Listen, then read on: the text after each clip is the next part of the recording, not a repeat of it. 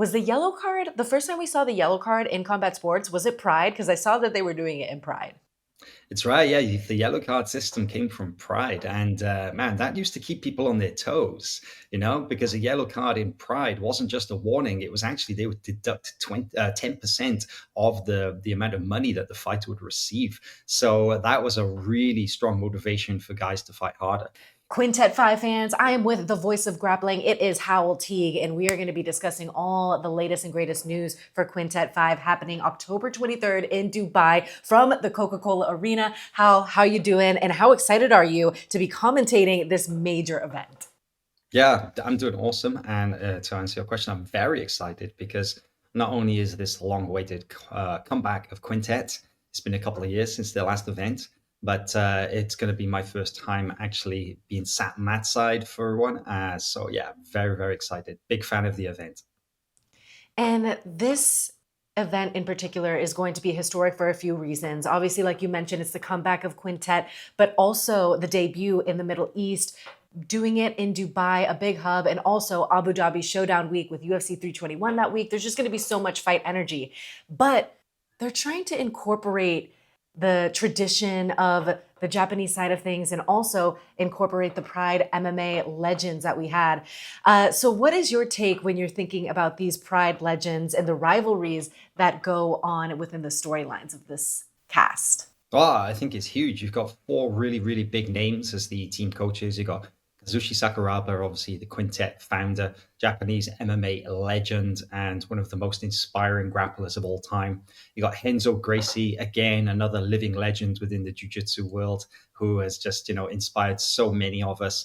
Then you've got, of course, Antonio Minotauro Nogueira, Big Nog, again, a former Pride heavyweight champion, and Bob Sapp, the beast himself, again, another Pride standout. So I think it's going to be super exciting to have four really notable names with such a strong connection to the Japanese MMA world as the sort of symbolic team coaches for each of the teams.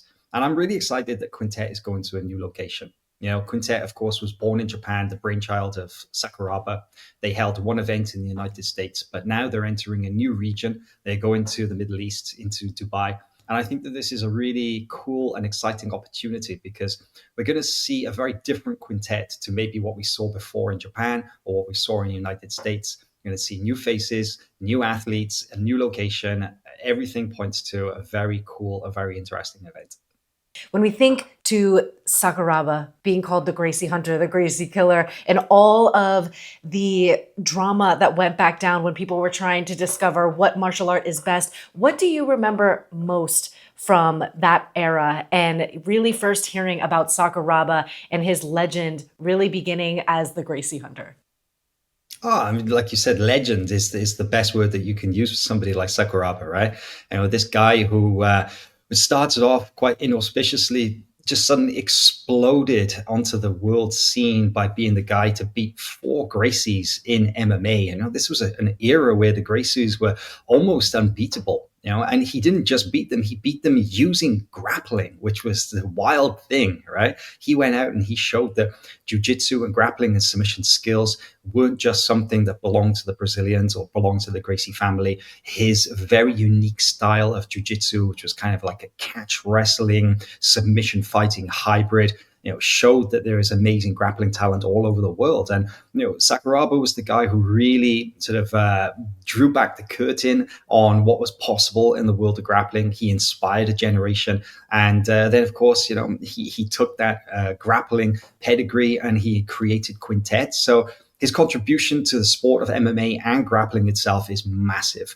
And I think that the fact that he's coming and he's bringing in all these legends from the world of Japanese MMA. I mean, maybe for some people it's a little in the past, so they don't really understand the significance. But for hardcore grappling and MMA fans, to see these guys come back and to act as these head coaches for these teams adds a really cool element to the event that I'm very excited for.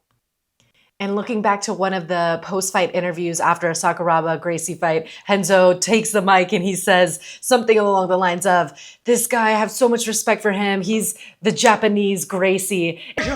The Japanese version of the Gracie family. 負けていろいろ言い訳がする人がいます。でも私は言い訳は Okay, しま there せ it ん。 is. こ He の一 said he's 言 the だけで best. す。 You know, 今夜、 Denzel 桜庭選手は私 Gracie よ is り a 強かった。 class それだけです。 And so there's nothing but respect at this point. But how interesting is it going to be to kind of see this rivalry come face to face, but in different capacity with both of them as coaches for Quintet 5?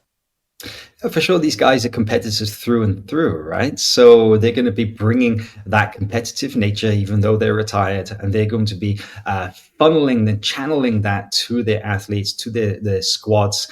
Quintet, 5-man teams. I just see these guys, they're almost like legendary Pokemon coaches. I choose you, and then they put their guy in. So there's a lot, riding on this. The athletes are definitely going to feel a lot of pressure, not just to represent themselves and their team, but also they're going to not want to let down their coaches as well. And when you've got a guy like Sakuraba or Henzo Gracie in your corner, I feel like that's going to just push them onto greater heights. And we got to talk about the rivalry between Big Nog and Bob Sapp, the fight that went down. I thought it was crazy. Big Nog goes in for a single leg, and then Bob just friggin' takes him and pile drives him. And When Minotauro got fucking pile drive, that's an injury you keep for the rest of your life. Yeah.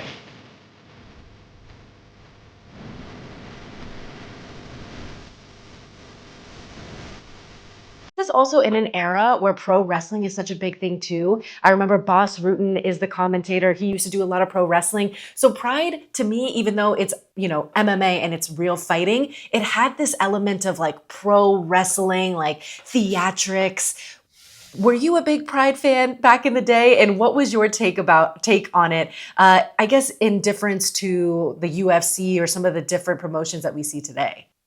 Yeah, I was always a huge Pride fan because it was just so different from everything else. The UFC, especially in that era, had kind of like a hardcore underground vibe, but the Pride was this gigantic show. It was a spectacle. You had for the famous Pride Shockwave event where Nogueira fought against Bob Sapp, they had 100,000 people in that arena. And that's incredible to think of. That's how big, jiu-jitsu and MMA was 20 years ago. The pride has for many people has never been topped, and obviously there's an association there with those Japanese MMA legends coming back through, and here at Quintet, I'm just hoping they bring just a tiny bit of that energy.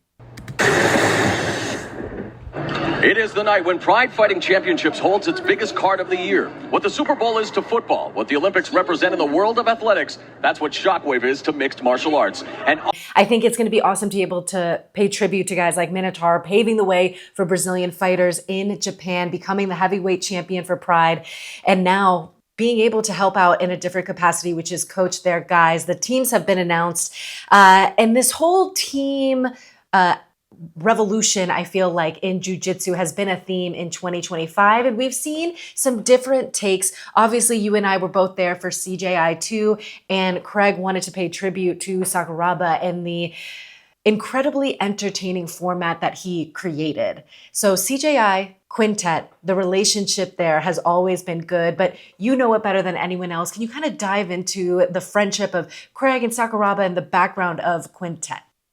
Absolutely. Well, Craig Jones competed a number of times on Polaris, and he said many, many times that it was one of his personal favorite events that he had ever competed on. And he loved the fact that this unique team format had been created. Of course, we have many other events with teams in jiu-jitsu. And like you said, 2025 was kind of the year of team competition. We had many. But Quintet is a very different style. Winner stays on. It's all about survival. It's all about going out there and trying to beat as many guys as you can. It's a very unique rule set. And of course, Craig was inspired by that to use that format at CJI with a little twist. But now we're going back to the classic Quintet style. So it's going to be very interesting. I'm very intrigued to see how this event is going to play out. But I feel like for the fans, it's just great because they know what team jiu-jitsu can be. They know how exciting it can be, how much is on the line. When those guys go out to step onto the mat to compete, they're representing themselves, their team, their coaches. And when you've got the guys there on the mat all cheering each other on, it just brings such a cool energy to the show. Yes, I've heard many jujitsu athletes say that they love the ambiance of a team event. When it comes to what we saw at CJI, obviously we had the best of the best athletes. And sometimes when you get that, you're not going to get as many submissions because it's just so technical. When it comes to that perspective and maybe having athletes on the rise or bigger gaps in either size or technical ability, what do you think that will do in terms of submission rate we see? Well, first of all, the fact that on Quintet, it's an opportunity for guys to really make their name. Right, we saw some amazing breakout performances in previous quintets. Guys like Heisam Reader came out of nowhere. He was a relatively unknown brown belt, I believe, at the time, living in Japan, and he had some amazing submission victories on Quintet. Craig Jones himself, he was on the come up at the time. He just further cemented his legacy as a world-class competitor with amazing submissions on Quintet. So we've seen some iconic performances, and I hope that the athletes realize what a big opportunity this is, because Quintet could be the launch pad for their career. They could come in as a relatively unknown competitor. And if they have 1, 2, 3 impressive submissions in a row, then everybody in the world is going to be looking at them like, wow, who is this guy? So Quintet is going to be really exciting for that. 100%. And I'm so happy that you brought up Heisam Rita, who was so honored to be able to compete alongside Sakuraba, and mentioned that he just wanted to impress him and he would have no idea that it would be a launch pad for him. And Sakuraba would go out of his way to try to get him a visa so he could train and compete in America as well. So I feel like Sakuraba, in a way, is the way he tries to help other fighters. It's like similar to Craig, or Craig is similar to Sakuraba, and he's trying to help other fighters just really make their name and build a brand and have opportunities that they deserve, because you can go from having no one really know you to the jiu-jitsu world freaking out about you on Reddit. And we've seen a lot of that happen because of CJI as well. I think one of those names that we have to talk about that had a great, great performance at the inaugural CJI is a Hulk Barbosa. I never expected to see something. He raised his hand. I thought he was going to tap there for a second. He got it! Barbosa to the knee. That's awesome. Yeah, Hulk is an amazing competitor. He's a world champion, both gi and no gi. He's one of Atos's best black belts. He's an amazing grappler with an incredible skill set. And I feel like competing on the Quintet stage, that's going to be really interesting to see him represent Bangtao as well, to be recruited by the Southeast Asian team, Bangtao based in Thailand. They're starting off well by bringing in a heavy hitter. For sure. And they also are bringing in another CJI vet. It is going to be PJ Barch. Very interesting that they went from, when I was first hearing the names they were talking about, I was like, okay, I haven't heard of so many guys. And then they add PJ Barch, Lucas Barbosa. We don't know all the teams yet, but is it safe to say that that team might be a favorite now? I mean, we'll have to wait and see who else is going to compete, right? But that's a pretty good start. Yeah, PJ Barch is one of 10th Planet's absolute best black belts, and I think that him and Hulk together on a team, I mean, they could potentially run out an entire squad by themselves, right? Yes, and it's not going to take nearly as long, since we only have 4 teams for this event. We're also going to have some super fights that haven't been announced. But what is your take on the Quintet format and keeping the energy, the excitement going with a new addition of rules that Quintet 5 is going to be allowing? So all submissions legal, very harsh stalling penalties, incorporating the yellow cards, which I had to ask my MMA Twitter friends, was the yellow card, the first time we saw the yellow card in combat sports, was it Pride? Because I saw that they were doing it in Pride. It's right. Yeah, the yellow card system came from Pride, and man, that used to keep people on their toes, because a yellow card in Pride wasn't just a warning. It was actually, they would deduct 10% of the amount of money that the fighter would receive. So that was a really strong motivation for guys to fight harder. Quintet definitely has a really cool rule set, and I like the changes that they're going to be using at this Middle Eastern event. Of course, you mentioned heel hooks are going to be legal, which is something new. We never used to see heel hooks in Quintet before. And the other big thing is, like you said, the stalling. So Quintet has always had incredibly aggressive stalling calls. They need to see the action moving all the time. And we've even seen guys in a dominant position like the mount. And if they're not working to finish the fight, then the referees will stop them and they'll stand them up and they'll penalize them. So these guys are going to have to maybe have a little shift in their strategies to account for that. The new rules, definitely really, really cool. And I think it's interesting that the Japanese in particular don't love the closed guard. So a lot of people were confused by my Instagram post that was saying that points will be deducted for closed guard. I think it's basically saying if you're not actively attacking submissions from closed guard, that's when you'll get the warning and then a yellow card. But I think it's very interesting because this is the cool thing about promotions and people having their different tastes and what they want to see. You have EBI who has like the get down rule. They don't want to see people just standing and wrestling like that. You have so many different opinions on what exactly is entertaining. But for Quintet 5, the closed guard is something that they want to stay away from as much as they can. Yeah, no hanging around, right? Just no locking things down, no slowing down the match. We want to see action. That's what Quintet is all about. So close guard is a useful tool, and it can definitely lead to some great submissions. But just holding on to that position and not doing anything, we don't want to see that. We want to see action. We want to see all the action in the Coca-Cola Arena. And we're also going to see some rivalries go down, a little bit of vengeance. I talked to Haitham. He had a match against Puya Romani, who's going to be competing and fighting for PFL in Dubai, October 3rd. He's the first Iranian world champion, and he is an undefeated fighter representing Iran, but fighting out of Dubai. So a big name, someone with history with Haitham. How do you think that this match plays out if it is a fight that we do see? Haitham have any like bad blood with anyone or maybe some rivalries that go back, way back that we don't know about? Honestly, I don't know much about the other teams to predict it, but I don't know. And then maybe I think the team Dubai, there's a guy called Puya that I lost to. So if I get the opportunity to go against him again, I think it's going to be a good one because I want to get it back. I want to run it back. Okay, tell me about the drama between you and Puya.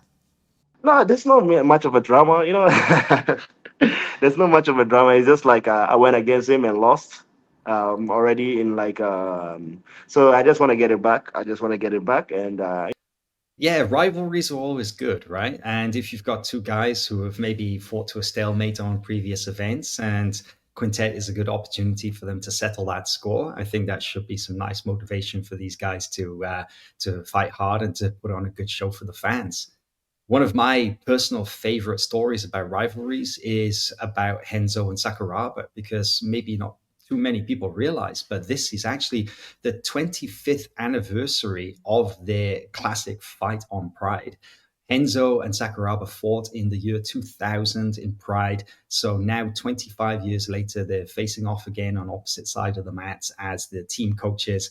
And I think that's such an amazing storyline going into this event and something that would definitely add a lot of flavor to this event. And when it comes to the jiu-jitsu community, even if you're not a complete jiu-jitsu nerd, you've definitely heard the name Renzo Gracie. Even if you don't follow the sport, back in the day, you've seen Renzo Gracie gyms all over. So can you tell me what Renzo Gracie is to the jiu-jitsu community? I know he's the guy that's always smiling and always positive energy, but why is he so important to the jiu-jitsu world? Renzo Gracie's contributions, they just cannot be ignored because everywhere you turn, you see some element of his legacy. If there was no Renzo Gracie, there would be no John Danaher. If there was no John Danaher, there would be no Gordon Ryan. So what Renzo has done for jiu-jitsu and MMA, he's trained so many amazing people throughout his life. He's created so many amazing black belts all around the world. He's inspired generations at this point, various generations of different grapplers to come through. And his legacy is one of the absolute best in the modern era. And like I said, without him, we wouldn't have a lot of the very top guys competing in the world right now. So Uncle Renzo Gracie, as everybody kind of looks up to him, man, what he has done for the sport is just absolutely incredible. And he has a very strong, long relationship with the UAE as well, of course, because Henzo competed on the very first ADCC events. He's a personal friend of Sheikh Tamim bin Al Zayed, who is responsible for bringing jiu-jitsu to the UAE. So, maybe if it wasn't for Henzo, we would never see jiu-jitsu in the Middle East. And if it wasn't for that, we wouldn't have this Quintet event. Yes, it's so amazing to see the global spread of jiu-jitsu. We've obviously experienced also Aiga in Kazakhstan, and now Quintet making its debut in Dubai. So this is all such big, big things happening for jiu-jitsu. In terms of what you think this event will do for the jiu-jitsu scene in the Middle East, how do you think it will be affected?